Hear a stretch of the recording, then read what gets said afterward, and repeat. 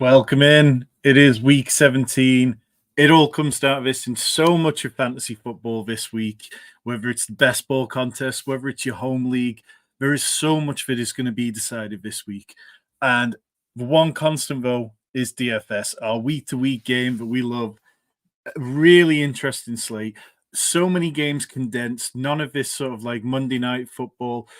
We've only got the one Saturday game. So this slate is a massive slate. Ownership is going to be really spread out because of it. I think we're going to find certain bargain plays are going to be ones that appeal to a lot of people. But I'm going to talk you through some of the real core plays to plays, which I think you can be building around for cash games, double ups, multipliers, as well as, looking at building from these players to build stacks around them.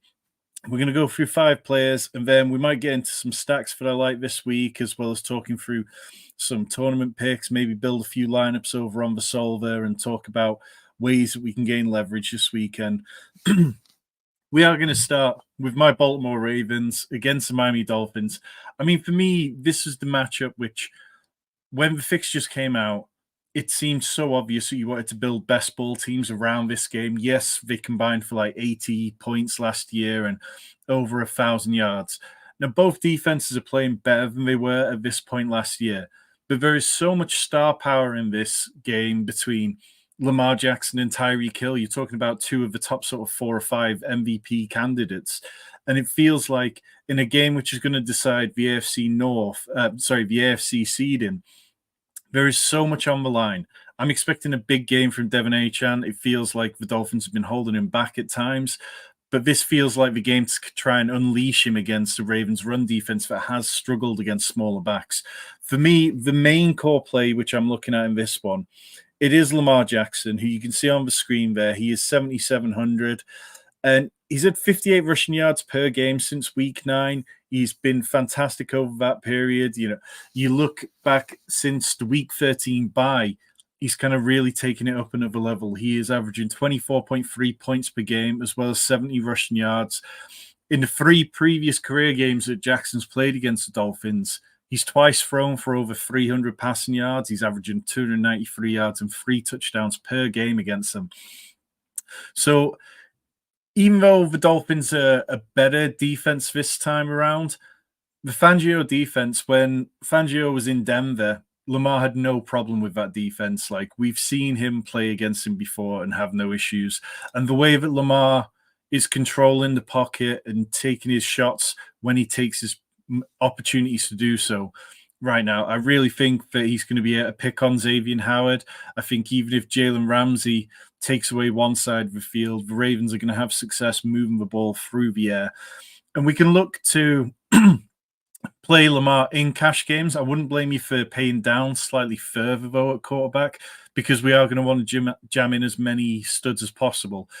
But in tournaments, the Lamar Jackson stacks with Tyreek Hill or Devon Achane as you bring back, and then looking at Zay Flowers and Isaiah Likely.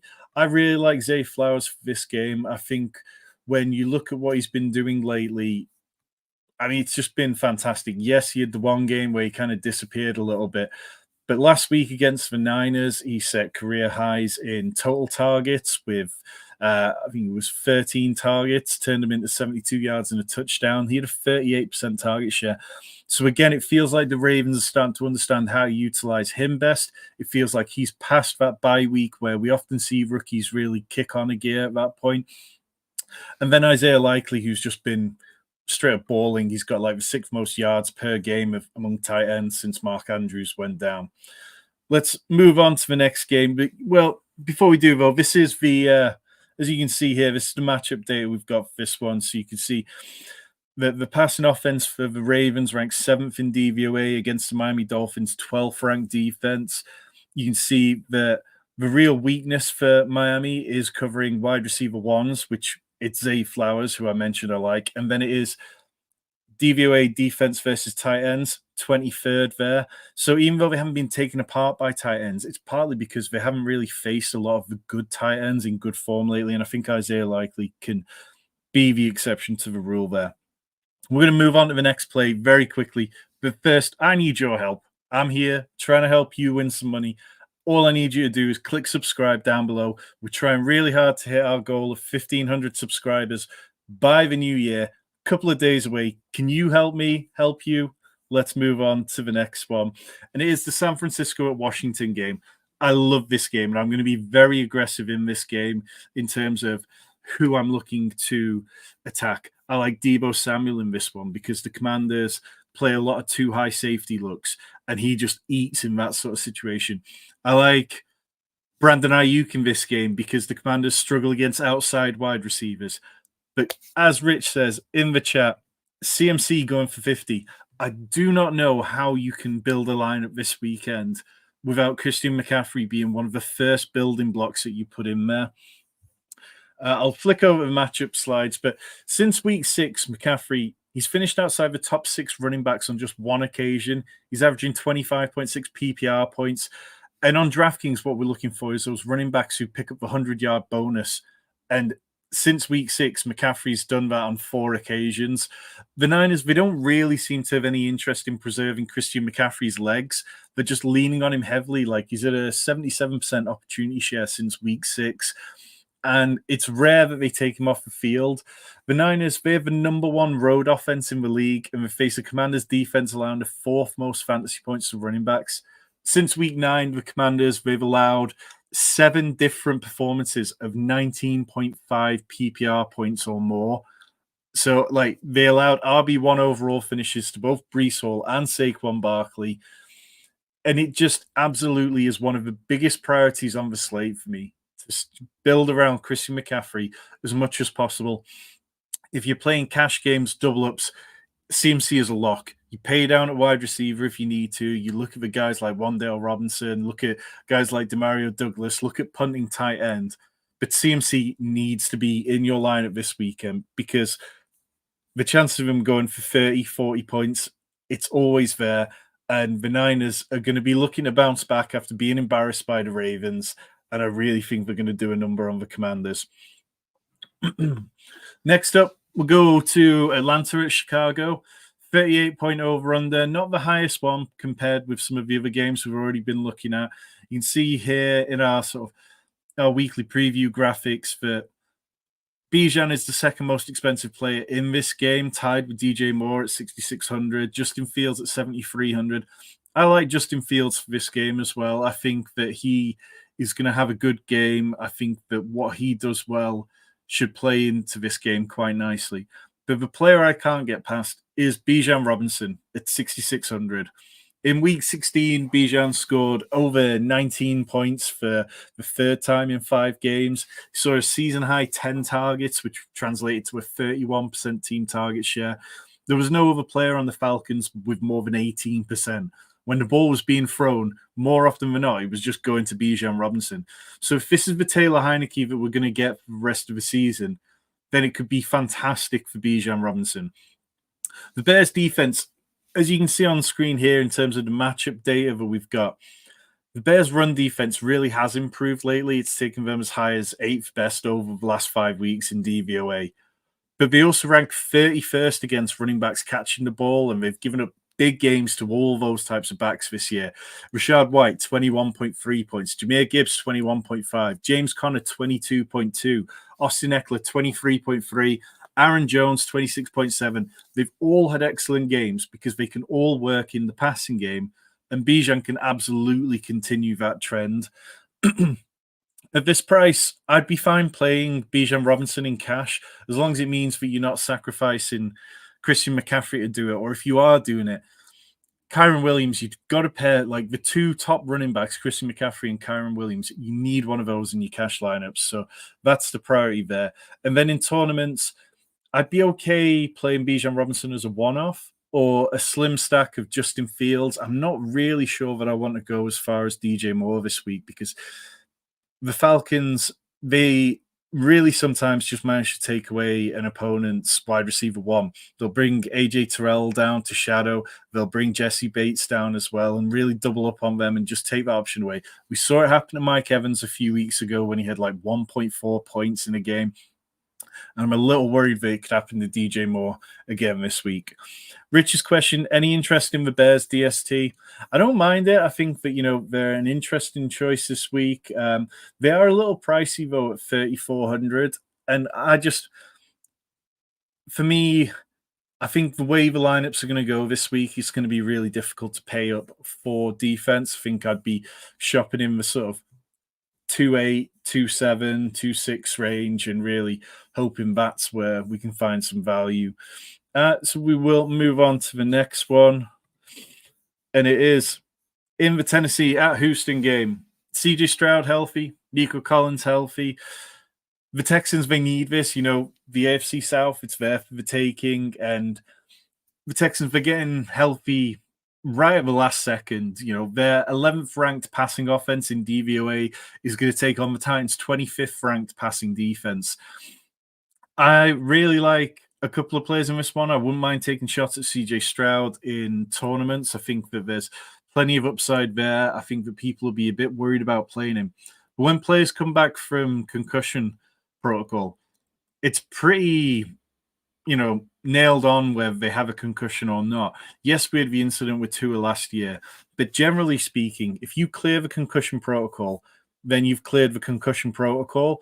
So I'm not really got any kind of worries about him, relapsing or any issues like that. I think that what we'll see is that he comes back out and that he takes this team over and, we get back to the pass-heavy script because their running game isn't particularly good. The player who stands out the most for me is Nico Collins at, 7,200. It's definitely not a cheap play, but I feel like this is a play which is going to go slightly under-owned compared to where it should be because people aren't going to want to pay that when you've got players like Brandon Ayuk at 7K and Nico Collins is up at 72K. Established a runner projecting him for, I think it's about 3% ownership this week. That makes him an incredible tournament play, in my opinion. We've seen Nico Collins have some fantastic weeks. The Titans, they rank 31st in DVOA against wide receiver ones. So since week 10, the Titans have allowed 4 different wide receivers to score 22 or more points. And that's what we're looking for from Nico Collins. But I wouldn't be surprised if he scored 25, 26 points. So, yeah, feel really good about this one. If you're looking at stack it, I'd be looking at CJ Stroud with Nico Collins. And then on the other side of it, I'd probably be looking at Chigozie Okonkwo, who had a really quiet start to the year. Over weeks 1 to 11, he was averaging 21.0 yards per game. But since week 12 onwards, he's averaged 50 yards per game, peaked at tight end 2 last week. And the Texans, they'll have 4th most fantasy points to the position, the most receptions to tight ends, along with 3rd most yards per game to the position. So Chiggy, he's only 3,600. I think you can definitely add him in as a bring back, and that's going to allow you still to get to these stud running backs who we really want to be prioritizing this week. Move on to the last of our 5 kind of core plays this week, and it is Cincinnati at Kansas City. I think this sets up as a perfect kind of bounce back situation for the Chiefs. The Bengals, they've been plucky, they've been good, they've been, riding their luck a little bit in some ways, and they've outperformed expectations. But we saw the wheels kind of fall off slightly last week against Steelers. And now you're talking about the Chiefs defense, who are excellent. They've kind of eased back slightly in recent weeks with the offense putting a little bit more pressure on the defense to perform. But I really like this spot. I think that we can look at Mahomes to have a bounce back spot here. Mahomes at 7,500 feels like a really good play for tournaments. Rashee Rice at 6,900 is also very much in play. I would expect him to be quite chalky. But the player I can't get past is Travis Kelce. It's been 5 games without a touchdown for Travis Kelce. He finishes with tight end 20 in back-to-back games. But the Bengals, they allow the 2nd most fantasy points to the tight end position. They rank 31st in DVOA against the position. They've allowed 10 top 12 finishes to opposing tight ends this year. That's 3 more than any other team. They just struggle to prevent tight ends from catching the ball. They give up an 81% catch rate. No other team gives up more than 76. It just feels like Travis Kelce needs to get going. The Chiefs need to get going, and this is the perfect kind of spot for it. I do think that there's going to be lineups you build where you just can't fit Travis Kelce in with CMC and some of the other players who will feel like must plays. But there's situations where I think we can do it. I think that there's plenty of lineups you can build where the ceiling that you get from Travis Kelce on a slate like this one could absolutely be the difference maker. Because Trey McBride, yes, he's got a quite nice matchup against the Eagles. He's probably the best tight end option outside of Kelce. George Kittle is only 5,600. But the Commanders, the one area of the field that they do okay defending against is actually the tight ends. Dalton Kincaid's disappeared. Dallas Goedert, he's there one week, he's gone the next. So Travis Kelce feels like the tight end who can separate. And anytime that there's a chance where a tight end can separate like that, that can be the difference between winning a slate and absolutely losing a slate. So all of this stuff, like if you liking this DFS content, come and join us in the sanctuary. Hit the join button down below on YouTube.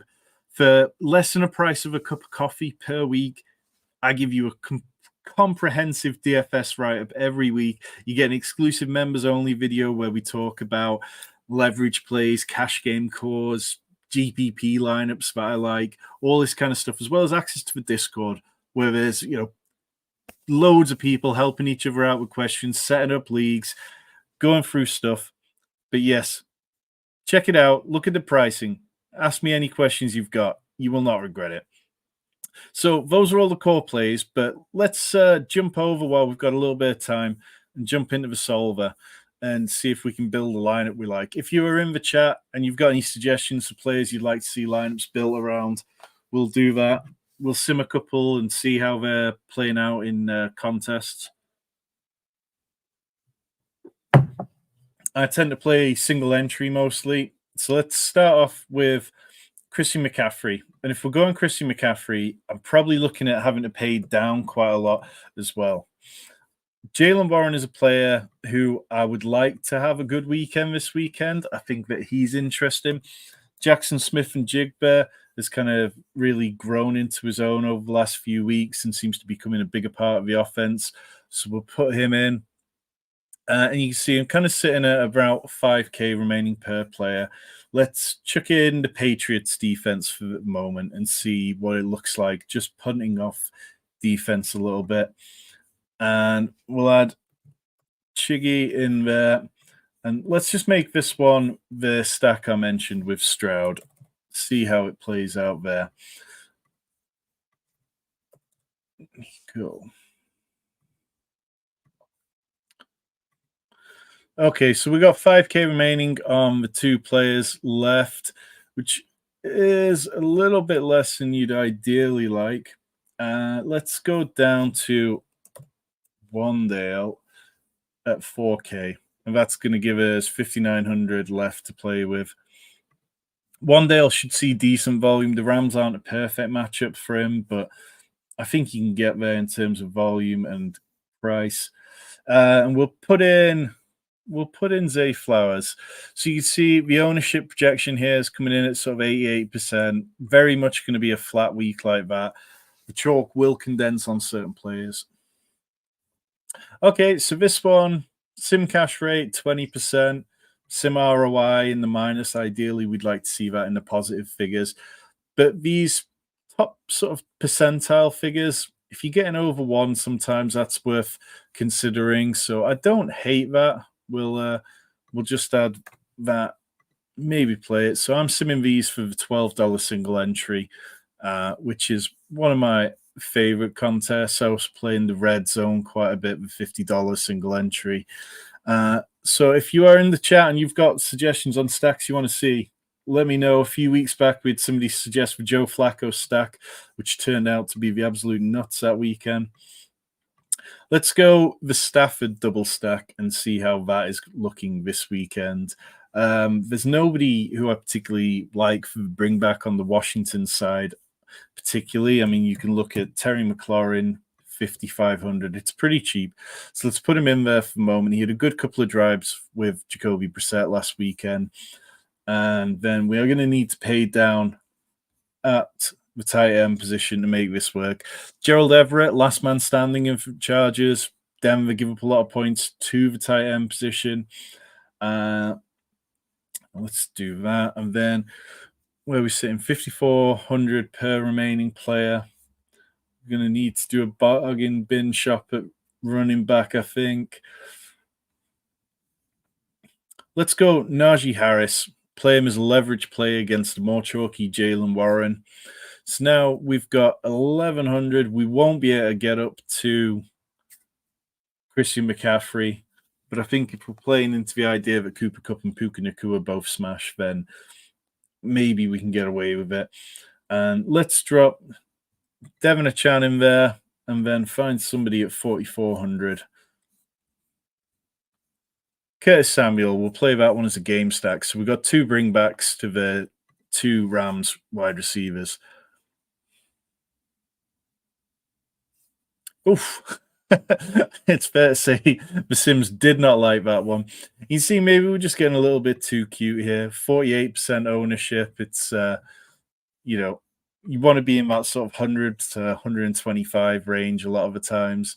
So, yeah, we'll move on from that. So let's reset this and take a look at what we've got in terms of ceiling. So you can see Christian McCaffrey, his ceiling outcome projected for 45 points. We'll put him in for the moment. Let's try and build a CMC Kyron team. So already you can see we're at 40% ownership there. We'll put in at quarterback Kyler Murray against the Eagles. Take Trey McBride. And then we'll probably go, let's say, Michael Wilson with Hollywood Brown being ruled out. Okay, let's see what else we can do. Again, we'll punt down to pay up slightly more at defense this week. We'll go to the Titans. Perhaps they have a better week against the Texans and manage to keep them in check. Wide receiver. Let's go. Jalen Guyton is a player who seems to be popping up on some lists as a player that's going to attract some interest simply because he's so cheap. So with that, 10K left. Let's do this one as a double tight end build and put Chigozie Okonkwo in there as well. And now we're sitting at 6,600.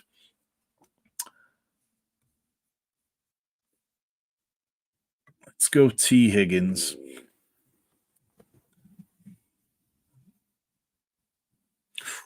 Still coming out pretty miserably. You can see this is going to be the problem we're going to run into a lot this weekend. Things aren't going to sim well because the players we want are going to be players who are chalky. So let's try one more. We'll go McCaffrey, Kyron Williams.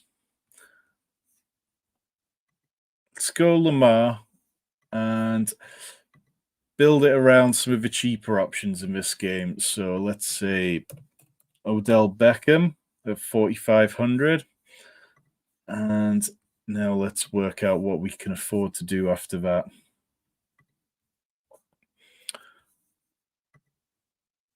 We'll probably need to be playing double tight end here, but I'm not sure there's a player who really kind of stands out in this range.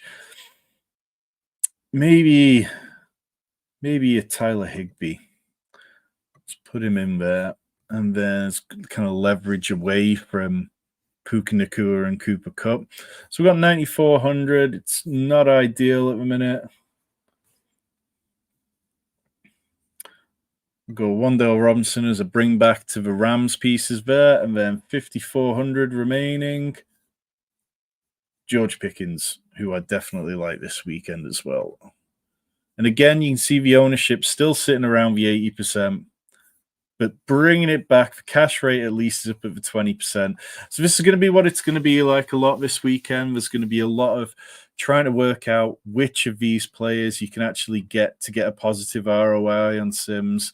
What's going to be chalky enough that you're not giving up ceiling projections, stuff like that. It isn't going to be easy. But if you do have questions, my DMs on Twitter are always open. If you're in the best ball streets, check out the thread I put out on Twitter today about best ball ownership and what teams are made up like in the DK Millie final. Loads of stuff there.